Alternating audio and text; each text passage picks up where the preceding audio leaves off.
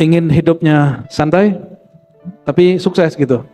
Hidup santai masa depan, cerah, kerja, rajin, sungguh-sungguh, tapi pikirannya santai. Mau begitu? Mau? Nggak mau? Nggak mau ya? Aduh, gawat ini. Maunya apa? Rusak-rusuk. Apa? Iya, itu dia. Berarti gagal paham kali. Kitabnya yang gagal paham, Pak Antum yang gagal paham. Oke, coba dengerin ya. Bismillahirrahmanirrahim. Darut tadbir wal ikhtiar. Jauhilah tadbir dan ikhtiar. Maksud beliau bukan melarang kita berikhtiar. Tadbir, apa arti tadbir? Tadbir itu berangan-angan terhadap sesuatu yang belum terjadi. Itu namanya tadbir. Coba kalau orang mau usaha, belum mulai usaha udah mikirin gagal. Nah, itu namanya tadbir. Ya, jadi kenapa banyak orang tidak sukses berusaha, tidak sukses sekolah, tidak sukses belajar ma'rifatullah, tidak sukses ikut aliran mana aja, karena belum masuk kemana-mana udah takut duluan. Takut sesat lah, takut salah jalan lah, takut gila lah, takut gagal. Tapi gilar nyalek nggak ada yang takut. Ya, padahal banyak yang gagal nyalek terbukti gila. Betul nggak? Orang belajar zikir jarang loh yang gila. Yang belajar zikir gila itu memang basicnya sudah gila. Emang orang gila terus belajar zikir ya tambah mabuk. Udah keruh ditambah air jernih, nggak ngefek. Ya. Itu yang disebut tadbir. Ini bukan tadbir bahasa Melayu. Ya. Para raja mentadbir alam, bukan itu. Ini tadbir bahasa tasawuf dan bahasa akidah. Hampir sama. Biasanya bahasa akidah dan tasawuf ini ada korelasi tapi beberapa beda. Ya. Darut tadbir wal ikhtiar. Jauhilah sikap memikirkan sesuatu yang belum terjadi. Wal ikhtiar. Ikhtiar itu engkau memilih yang Allah tidak pilih. Ikhtiar itu maksudnya, bukan ikhtiar dalam bahasa Indonesia. Bukan usaha. Apa arti ikhtiar di kitab ini? Memilih sesuatu yang Allah tidak pilih. Sering begitu nggak? Allah menakdirkan kita apa? Sudah terjadi, tapi kita protes, ya Allah kok begini? Nah, indikator kita ini suka tidak memilih yang Allah pilih. Apa yang kita lakukan? Sering ngomong, loh kok begini? Kan saya sudah baik, kan aku sudah doa, kan aku sudah usaha. Kenapa masih begini? Ini orang namanya memilih keinginannya tapi tidak takluk kepada keinginan Allah SWT.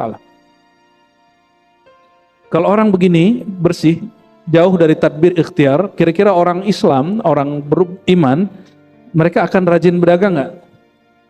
Mereka akan rajin research, ya? Kenapa? Dia nggak takut sesat. Karena research pembahasan itu orang bisa keliru. Orang nggak akan berhenti belajar ilmu kemarifatan. Takunu fi taibin minal aish. Kalau engkau tinggalkan dua sikap ini, pertama tadbir, memikirkan sesuatu yang belum terjadi, yang kedua menginginkan yang Allah tidak inginkan, memilih yang Allah tidak pilihkan. Jika dua sikap ini kita jauhi, takunu fi taibin minal aish. Hidupmu akan sukses. Takunu, engkau akan menjadi fi taibin, dalam kebaikan, keberkahan, minal aish, hidup. Terjemahan bebasnya apa? Hidupmu akan sukses, ya. Oh, sekarang lagi banyak yang pengen jadi Imam Mahdi. Padahal Allah nggak milih dia. Ya, kita sering dapat surat, soalnya surat cinta dari Imam Mahdi. Canda-canda teman-teman tuh para mualim, kita buat reuni Imam Mahdi ya katanya. Hah? Nggak tahu. Lo kan ngirim surat, ini ada yang dari sini, dari situ. Kalau saya kumpulin sudah hampir 30 surat. Hampir 30 surat yang ngaku dialah Imam Mahdi yang kamu tunggu, wahai Ar-Razi. Waduh, saya bingung juga tuh ya. Ini kalau dikumpulin kan mereka bingung tuh sesama Imam Mahdi, Pak. Kan seru ntar kalau ada begitu ya. Biar mereka nonton yang beginian ya. Emang dia doang yang ngalamin itu ya.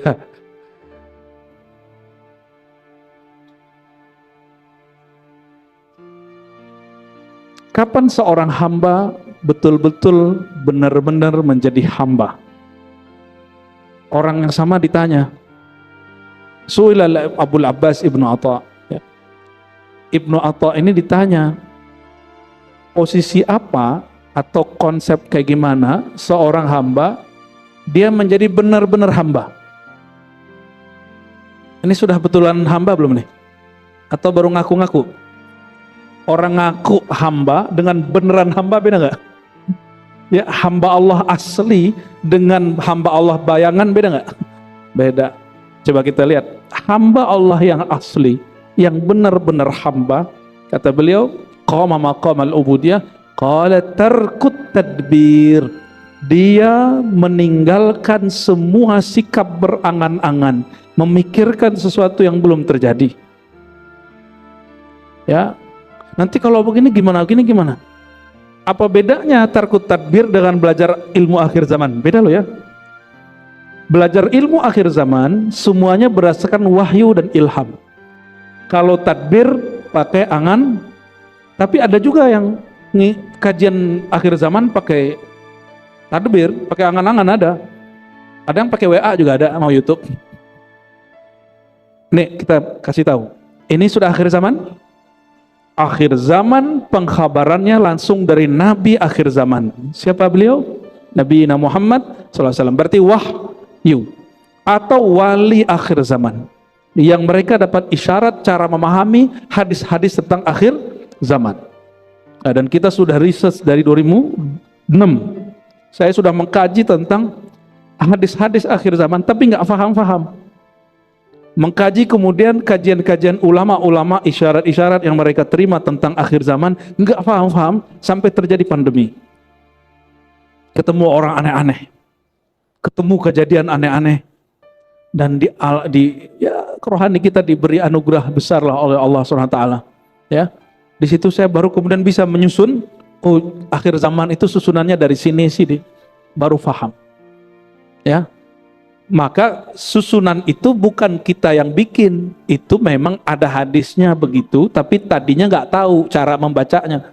Karena kitab-kitab akhir zaman itu mazhabnya juga ada kitab tazkirah, ya, ada juga al-nihayah tazkirah karya Imam Qurtubi, ada an-nihayah karya Ibnu Katsir, ada yang lebih tua lagi karya Imam Abu Syekh, tapi hadisnya banyak dhaif, ya.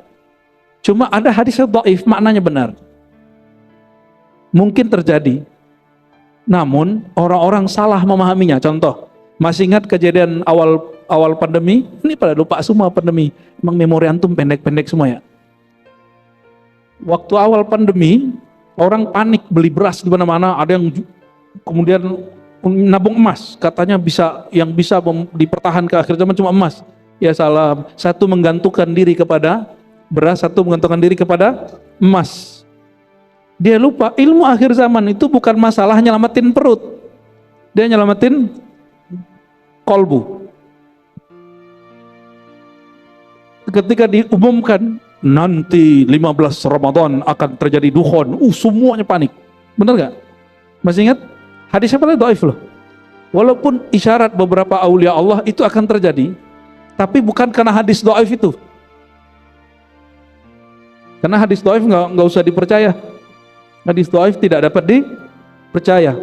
Hadis dhaif dia hanya boleh dipakai dalam bab motivasi dan amal-amal kecil, amal-amal soleh. Dalam hukum dan akidah tidak boleh dipakai. Ya, ini perhatiin. Maka beliau dikutip dulu ayatnya, lalu hadis-hadisnya, lalu kalam-kalam ulama yang mendukung. Jadi ditaruh kalam ulama itu belakangan oleh Imam Al-Baihaqi. Seperti kalam Ibnu Atha Abul Abbas.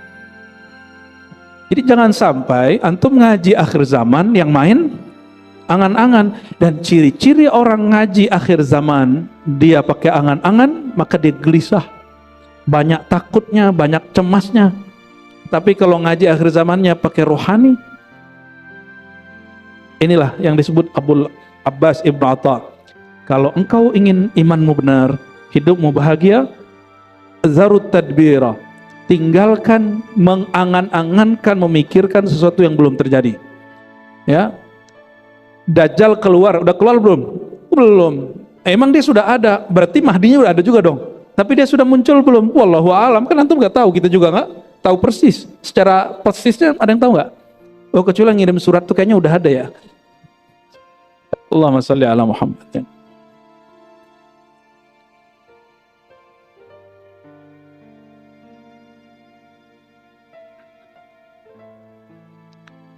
Yang boleh mentadbir, membicarakan masa depan itu yang tahu masa depan. Yang tahu masa depan siapa?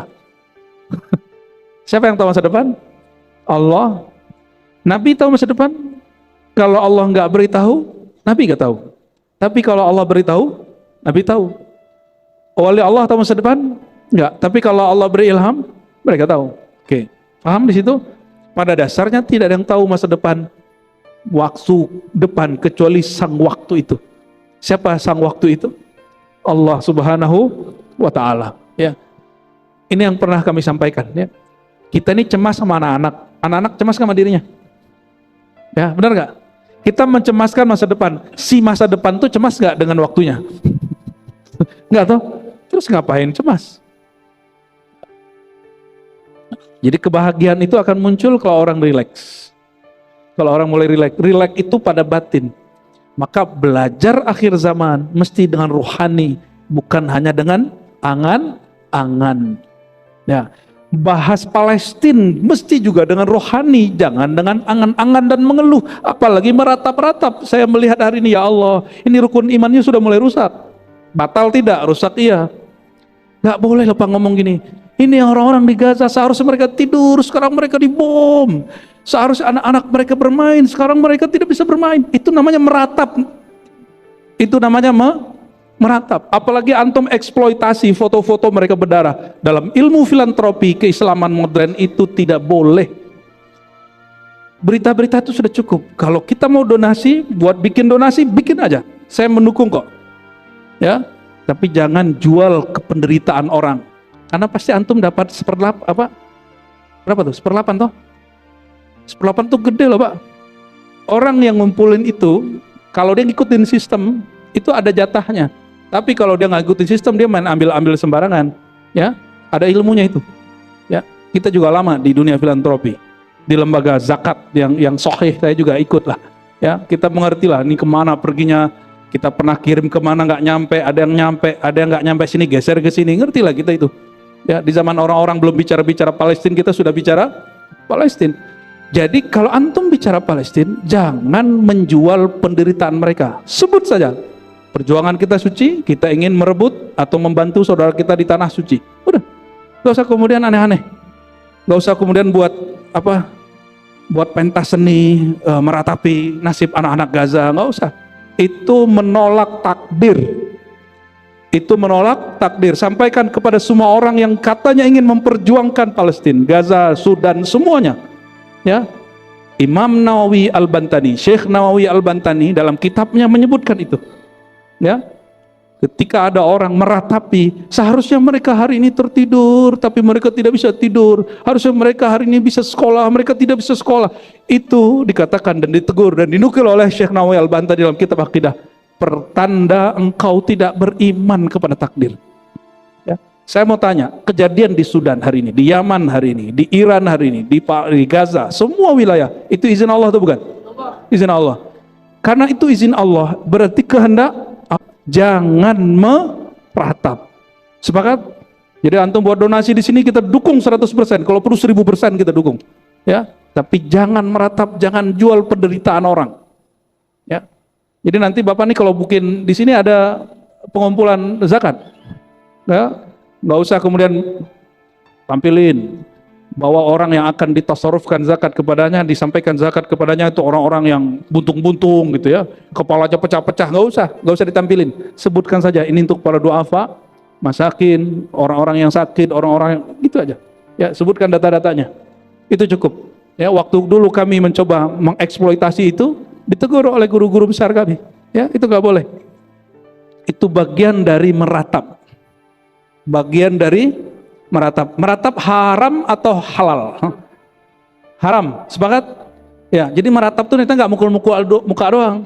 Nggak hanya ente buat nih pentas penderitaan anak-anak Gaza. Terus buat itu menangis-nangis. Itu namanya meratap. Tidak dianjurkan, bahkan diharamkan, nggak boleh. Ya, perjuangan kita jadi tidak suci lagi. Perjuangan kita berarti dengan emosi bukan dengan rohani. Beda toh? Ya, beda perjuangan dan emosi dengan rohani.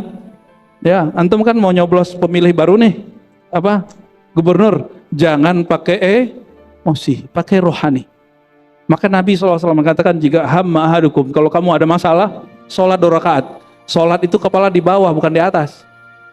Berarti jangan hanya pakai angan-angan, ya. Kok jadi kemana-mana ya? Ya, tapi emang begini. Karena banyak orang hari ini gelisah setiap kali baca dengar berita tentang Sudan, Gaza, Yaman. Ini apa nih? Ini bagaimana nih? Kok Islam begini ya? Gitu. Belum lagi debat nasab, ya. Oh, lucu-lucu. Ada yang putus asa dengan semua debat nasab. Apa kata mereka?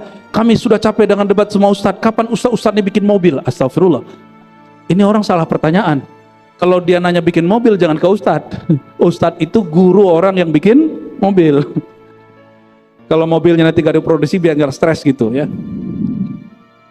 Allahumma sholli ala sayyidina Muhammad. Siap untuk tidak memikirkan yang belum terjadi? Mempersiapkan yang belum terjadi boleh. Ayatnya jelas, ya. Wal tanzur nafsum ma qaddamat lighat. Maka seseorang bersiaplah terhadap apa yang terjadi besok. Apa persiapannya? Kalau zahir, zahir, batin, batin. Kalau masa depan, Allah suruh kita persiapkan dengan batin. Kalau urusan makan, ya kita nabung. Maka Nabi itu, Bapak Ibu, jangan dikira Nabi nggak nabung, ya. Nabi itu menabung gandum untuk setahun beliau, keluarganya, dan 9 istrinya. Tapi baru setengah, mungkin belum nyampe setengah tahun, 3 bulan sudah habis. Kenapa? Bagi-bagi. Setiap orang datang Nabi bagi, seorang datang Nabi bagi. Ada yang begitu gak?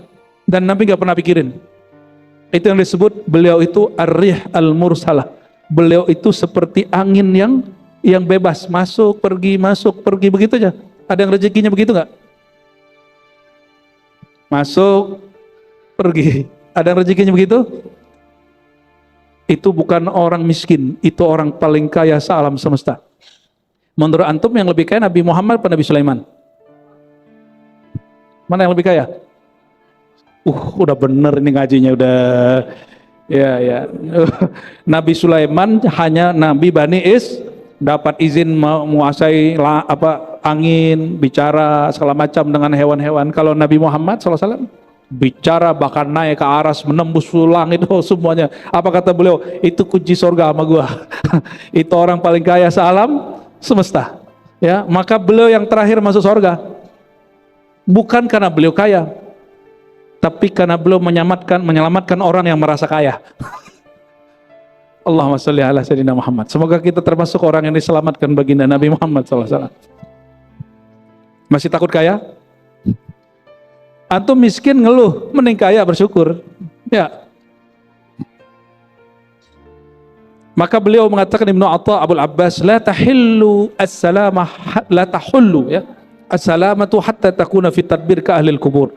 Kamu tidak akan benar-benar selamat sampai dalam masalah angan-angan seperti ahli kubur. Orang ahli kubur masih mikir-mikir nggak? Nggak tahu juga, ya. Emang nggak ada, nggak mikir lagi dia. Al-farhu fi tadbirillahi lana wa syaqa'u fi tadbirina. Jadi tadbir itu wilayah Allah. Tadbir berarti memikirkan kejadian masa depan, itu wilayah siapa? Wilayah Allah. Maka jangan pernah masuk ke wilayah dia. Jangankan dia, ya. Kita beda negara, beda kampung, premannya udah marah sama kita. Udah nggak? Lu masuk wilayah gua, bro.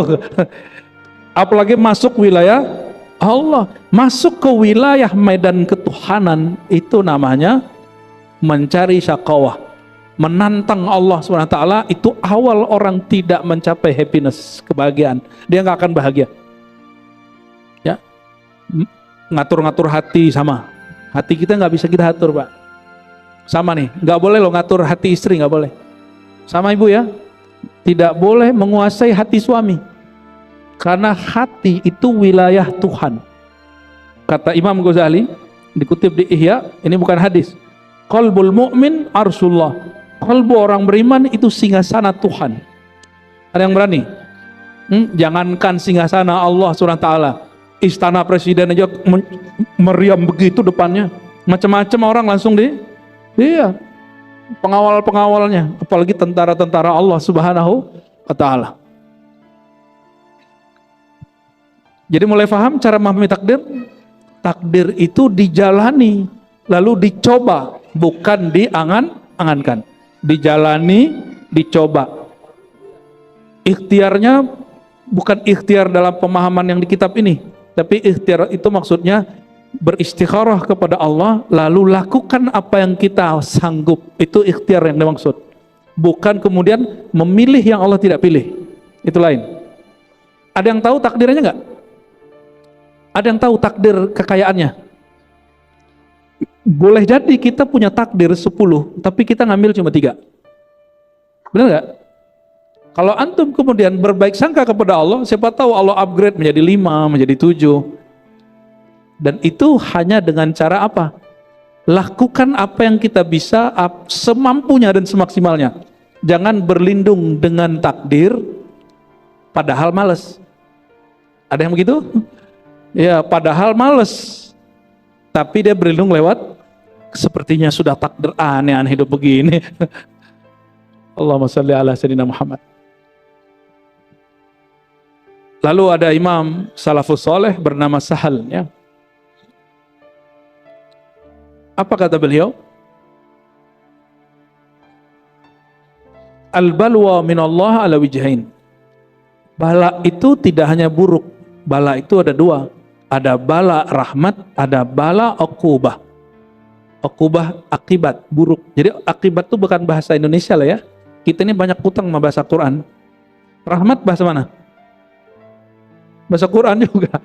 Ya, sekarang jadi nama orang ya. Bala. Jadi bala itu artinya sesuatu yang sampai kepada kita. Kejadian yang sampai kepada kita disebut dengan bala. Apa kata beliau? Ada bala rahmat, ada bala uqubah. Fabalwar rahmah yub'ithu sahibahu ala izhari faqrihi wa faqatihi ila Allah. Wa tarku tadbir wa balwar uqubah yub'ithu sahibahu ala ikhtiyarihi wa tadbirihi. Bala rahmat, ya, itu membuat orang yang mengalaminya menunjukkan kefakiran dan keperluan bahwa dia membutuhkan bantuan Allah Subhanahu wa ta'ala. Maksudnya gini, nggak usah jauh-jauh. Teks proklamasi kalimatnya gimana? Ya, ada kalimat rahmat Allah nggak? Gimana lafaznya?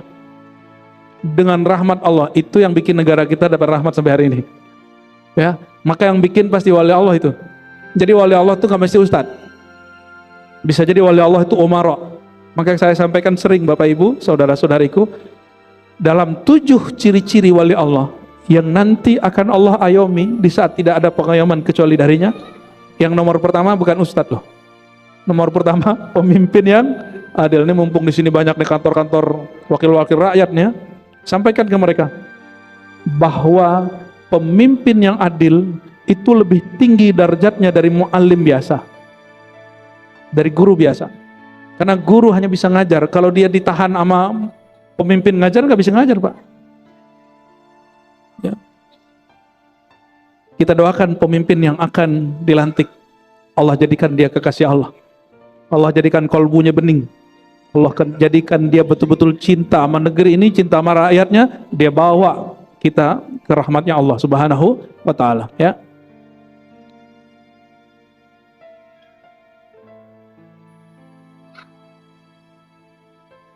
Ada Imam Syaqiq Al-Balkhi. Syaqiq Al-Balkhi ini dinukil di sini pernah memberi wasiat kepada murid-muridnya, ya fakir, wahai muridku. Dulu santri itu udah panggil fakir, Pak. Maka sekarang menjadi istilah dalam ceramah para ustadz, al-fakir, gitu kan? Ya, berarti dia merasa saya seorang santri gitu, yang memerlukan perhatian Allah dan bimbingan guru-guru. Itu artinya al-fakir. Wahai fakir, wahai para murid, la tashtagil wa la tut'ib fi talabil ghina. Jangan terlalu berangan-angan mencari kekayaan. Kerja aja. Tapi jangan pakai angan, pakai perencanaan boleh, angan nggak boleh. Apa beda rencana sama angan-angan? Rencana itu planningnya ada, planning 1, planning 2, planning 3 gitu, dan orangnya terarah. Kalau angan-angan, acak. Ya, udah merasa sukses sebelum waktunya, itu angan-angan. atau sudah merasa gagal sebelum terjadi. Itu juga angan. Mohon maaf, ini kita perlu malu dengan saudara sebangsa kita yang keturunan China. Ya, mereka kenapa bisa menguasai perniagaan, bisnis? Coba properti, mereka punya. Karena mereka ngambil ilmu ini, padahal harusnya itu orang yang ngaku Islam harus ngambil itu. Jangan-jangan mereka lebih Islami dari kita, Pak. Bagi mereka, kalau belum tahu gagal, maju aja dulu, ya kan? Kan belum tahu, masa depan kan masih belum jelas. Ya, begitu mereka sangat kuat. Lalu dikatakan oleh beliau, fa innahu idza qasama lakal faqra la takun ghaniya. Orang yang Allah tidak pernah bagi nikmat kaya kepada dia nggak akan pernah kaya. Maksudnya apa? Kaya itu takdir. Tapi takdir itu dari 1 sampai 10 kita diberi hak oleh Allah untuk memilih. Baik caranya, hak atau cara yang batil. Dari 10 nih orang kaya. Jadi dia datanya 1 sampai 10, dia bisa saja dengan cara yang halal atau bisa saja dengan cara yang haram, bisa dengan cara yang baik, bisa dengan cara tidak baik, bisa dengan cara zalim, bisa dengan cara tidak zalim, bisa dengan cara jujur, bisa dengan cara korupsi. Ya. Tapi karena sistem negeri kita ini agak ambigu, ya, orang nggak korupsi tapi terjebaknya di kolusi, orang nggak kolusi terjebaknya di nepotisme. Nepotisme itu kalau di Saudi nggak berlaku, Pak, karena emang negara Saudi negara apa? Monarki. Kalau ada proyek yang megang siapa? Saudara semua. Enak begitu, maka negaranya nggak ada pemilu. Nggak pemilu itu Bapak Ibu, seandainya Indonesia nggak ada pemilu, kita sudah jadi negara, salah satu negara kaya di dunia. Habis duit kita untuk pemilu. Coba tanya sama DPR, tanya sama Menteri Keuangan, berapa habis dana pemilu kita setiap 5 tahun. Itu yang tercatat, yang masuk, belum lagi yang personal. Satu orang, jangan DPRD, berapa Pak dananya? Di Jakarta berapa dia ngelontorin rata-rata? Ada yang tahu? Gua nyampe MM-an lah. Ya nggak bisa pakai doa, Pak. Kecuali temanku di Jawa Tengah ikut partai santri, ya betul masuk dia. Ya saya nggak punya modal ya, tapi karena Kiai yang suruh maju masuk. Ya zero. Ada tuh partai begitu. Tapi kita nggak tahu sampai kapan partai itu akan begitu. Oke. Lalu lawan dari tadbir, lawan dari memilih sesuatu yang tidak dipilih Allah, apa lawannya? Yang kita sudah bahas sebelumnya itu ridha. Ya. Abul Abbas Ibnu Atha, ya, lagi-lagi Imam Salafus Saleh ini dinukil, kata beliau, ar-ridha tarkul khilaf 'ala Allah fima yujrihi al-'abd. Kapan seorang itu disebut ridha? Kalau dia tidak menentang keinginan Allah. Allah maunya kamu begini, terima aja gitu. Tapi jangan kemudian belum ngapa-ngapain berterima. Itu namanya pemalas. Beda ya. Kapan seseorang tahu usaha dia, kemampuan dia itu batasnya A? Kapan dia tahu? Dia duduk aja atau dia coba? Coba. Antum ngomong, kayaknya takdirku begini. Itu setelah mencoba atau sebelum mencoba? Apakah semua orang yang sukses hari ini itu langsung sukses atau pernah gagal? Apakah ulama-ulama yang hari ini jago baca kitab, jago ceramah, dia langsung bisa ceramah? Adakah orang terlahir langsung bisa ceramah? Adakah orang terakhir dia langsung kemudian punya rekening dan bisa ngambil sendiri? Nggak ada kan? Kalau dia punya warisan ya, tapi punya rekening langsung kan nggak? Karena masa depan itu ada dua. Jadi angan-angan itu cara menanggapi masa depan dengan negatif, berusaha dan mencoba itu cara menanggapinya dengan cara yang positif, ya. Itu dalam bab dunia, Pak, dalam bab kerohanian, ya. Jangan belajar sama Ustadz tuh, nanti kamu gila. Nah, itu namanya salah satu tadbir itu, ya. Akhirnya ilmu antum cetak segitu aja dari dulu, ya. Baik, azan dulu, tafadhal. Kita baca beberapa lagi sebelum ada tanda jawab, ya. Lalu di sini disebutkan ada imam namanya Ibnul Faraji. menyebutkan indikator orang sudah ridho. Apa ciri-ciri antum sudah ridho? Sudah ridho belum hari ini? Sudah ridho belum jadi orang Indonesia? Sudah ridho belum dengan pemimpin yang berlalu dan yang akan datang? Takdirnya loh, bukan nama orangnya, itu terserah antum lah itu. Takdir kita dipimpin orang ini, orang itu dari itu belum? Yang mengizinkan terjadi itu siapa? Bukan berarti kemudian kita jadi tidak kritis, bukan, itu lain cerita, ya. Karena kalau antum suka ngeluh, ya, jalan lobang, salah dia, ya kan. Apalagi banjir, salah dia, gitu. Jadi semuanya yang ada nyari orang untuk dikambing hitamkan. Ya semua salah dia. Astagfirullah, semua salahmu gitu. Apa kata Imam Ibnul Faraji? Ridha itu indikatornya 3. 1, engkau tidak mempunyai pilihan kecuali yang Allah pilihkan kepadamu, tarkul ikhtiyar. Yang kedua, sururul qalbi bimarril qada, hatimu bahagia dengan semua takdir yang terjadi, yang berlalu. Berarti beliau dihajar yang pertama jangan pakai angan-angan masa depan. Kalau yang sudah berlalu, hatinya bahagia. Hari ini takdir yang sudah dialaminya bahagia nggak? Ya, surur tuh happy aja. Allah lagi menginginkan apa ya gitu. Kok kita dipimpin dia di periode ya gitu. Antum harusnya begitu, happy aja. Kan Allah yang ngatur. Ya, Allah yang ngatur nggak? Ada nggak di satu wilayah di Indonesia Allah tidak berkuasa di situ? Sudah happy dong, happy aja Pak, santai aja ya. Terus yang ketiga, isqatu tadbir minan nafs hatta yahkuma laha 'alaiha. Ya, menghilangkan angan-angan dari jiwa hatta yahkuma laha 'alaiha, sehingga dia dapat menguasai jiwa, bukan kemudian malah jadi petaka baginya. Lalu beliau mengutip lagi Imam Abu Utsman Al-Baikandi. Apa kata beliau? Kalau benar seseorang itu tidak cinta dunia, lalu kenapa dia sedih kalau dunianya hilang? Yang lagi baru turun kemarin, terus nyalek lagi, nggak masuk.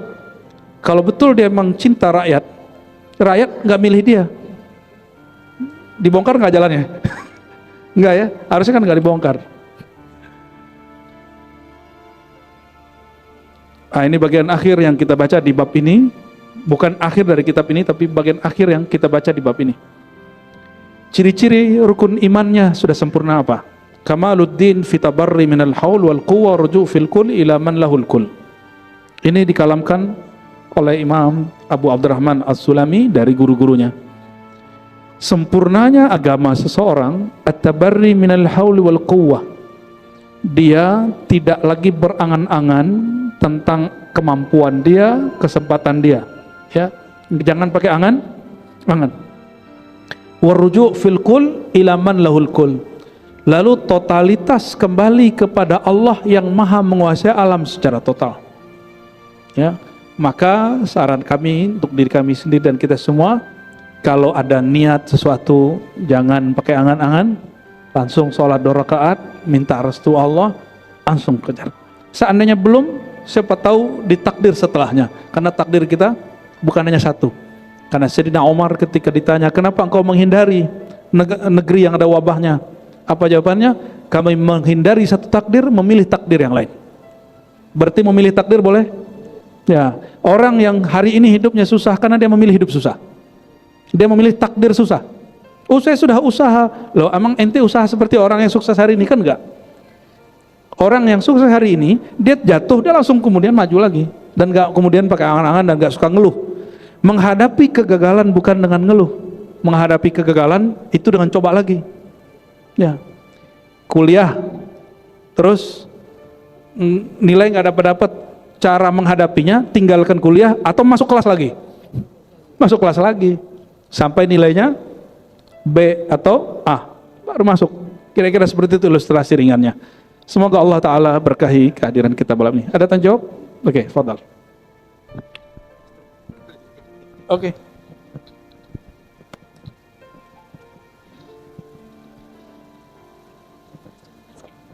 Terima kasih Buya atas kesempatannya. Kami persilakan kepada Ibu yang ingin bertanya atau Bapak.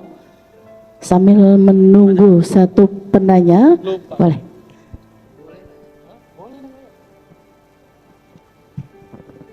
Bismillahirrahmanirrahim. Assalamualaikum warahmatullahi wabarakatuh. Gini Ustadz, mengenai takdir ya.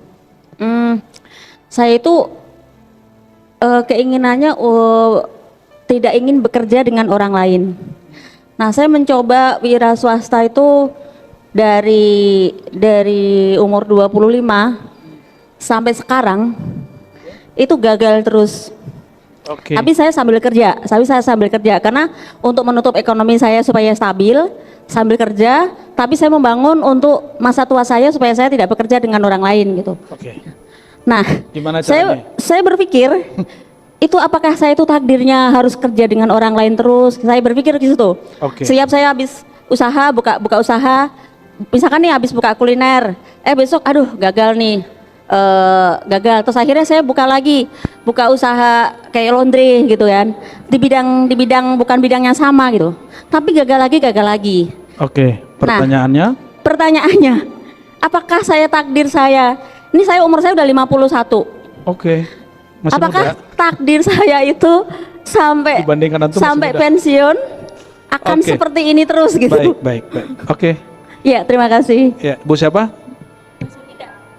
Bu? Ibu Ida. Bu Ida. Baik, Bu Ida. Kayak lagu-lagu jadul ya namanya, Bu Ida gitu. Oke, Bu Ida. Ini saya bacakan satu hadis. Jangan-jangan hadis ini belum dapat. Ini untuk orang yang kalau nggak ingin bekerja dengan orang lain berarti dia ingin jadi leader toh? Benar nggak? Oke. Idza aradallahu bi imamin khairan ja'ala lahu waziran salihah. Hadis Imam Nasai, hadisnya sahih. Ciri-ciri orang diberkati sukses untuk memimpin, Allah jadikan orang-orang sekitarnya orang-orang yang soleh. Soleh itu cocok sama dia. Mungkin ibu sudah usaha tapi ibu nggak punya tim yang solid. Betul nggak? Karena ibu nyambi. Ya, nggak bisa nyambi bu. Coba tanya semua orang yang sukses hari ini, walaupun dia cuma jualan pisang goreng, tapi kemudian banyak cabangnya, atau punya rumah makan Padang yang tadinya kecil sekarang jadi besar. Emang apa sederhana itu langsung gede.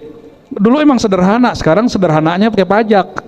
Ya Allah berkahi karena dia totally, dia nggak nyambi. Ada lagi yang baru tuh, nasi kapau tuh, Pangeran Mudo tuh. Ya, dulu katanya usahanya nggak begitu, usahanya buat sepatu apa gitu, apa aja dicoba. Tapi baru 3 atau 5 tahun ini sukses, punya cabang di Pondok Indah segala macam. Saya waktu makan disuruh traktir sama beliau, lah yang punya naktir alhamdulillah nggak jadi bayar pak. Ya semoga Allah berkahi beliau yang totally dengan sungguh-sungguh, itu yang disebut sungguh-sungguh. Manjada wajada itu di situ ya. Apa takdir ibu emang bekerja ke orang lain? Takdir itu kita milih. Ibu milihnya yang mana? Ya kalau mau pensiun dini, cuma 51 itu udah telat kali ya. Ya udah telat itu. Oke, terus coba perhatiin hadis tadi. Ciri-ciri orang diberkati kepemimpinannya, Allah jadikan timnya solid. Nah, ini mulai dari kecil-kecil usaha, sama rumah tangga sukses, timnya solid, suami istri solid. Ya, apalagi yang paling penting karena sebentar lagi akan ada pelantikan, kita doakan presiden dan semua menteri-menterinya, presiden dan semua wakil-wakil rakyat, semua gubernur-gubernur, wali kota, bupati, mereka orang yang solid. Amin. Insya Allah Indonesia 5 tahun maju pak. Insya Allah. Kok jadi kesana ya? Ya. Sudah apa lagi? Satu lagi Bu ya, sebelum ke jamaah ikhwan. Ini mungkin minta penjelasan secara bahasa atau lainnya. Pertanyaannya adalah apa beda takdir dengan ketentuan? Ya dia juga tuh.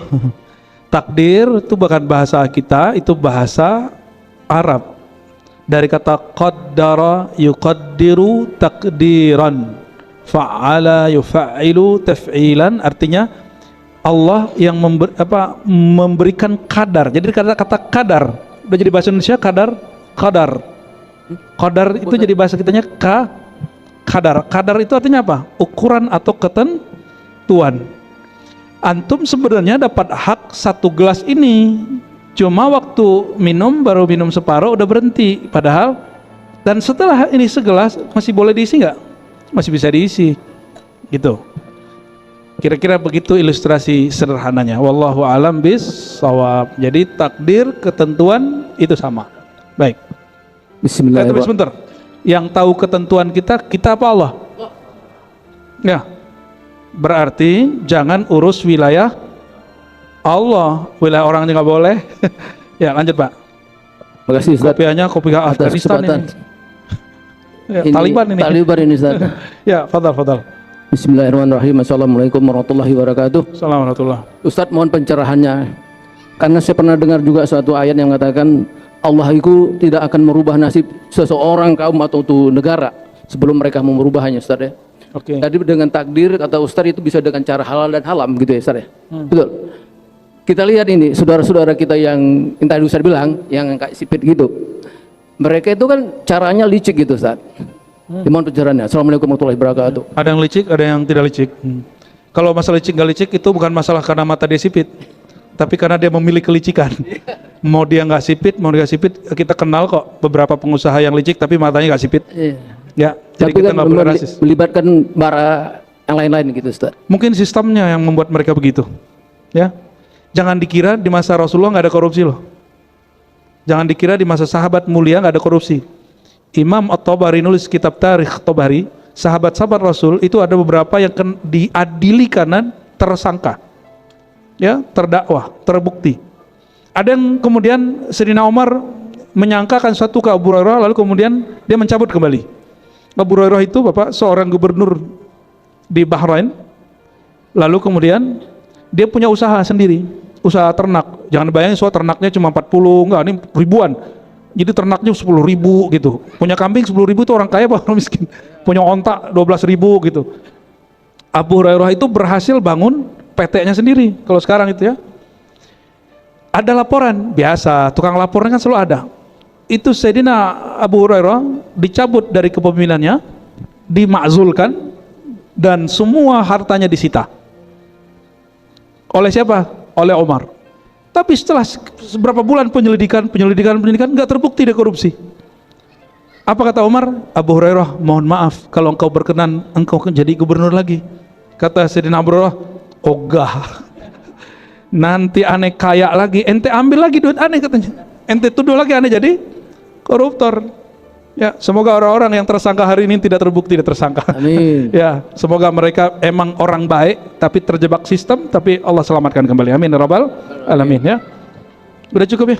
Makasih Ustaz. Ya, Assalamualaikum barangkali itu Bapak Ibu, semoga kita yang berhadir diridhai Allah dan menjadi orang yang ridha kepada takdir Allah dan siap-siap menjadi orang bahagia. Amin ya rabbal alamin. Allahumma ya rahmanir rahim ya karim. Allahumma inna nas'aluka ridhaka waj'alna minar radiyah wal mardiyah. Ya Allah, kami memohon kepada Engkau dua sifat ya Allah, sifat meridai Engkau dan diridai oleh Engkau.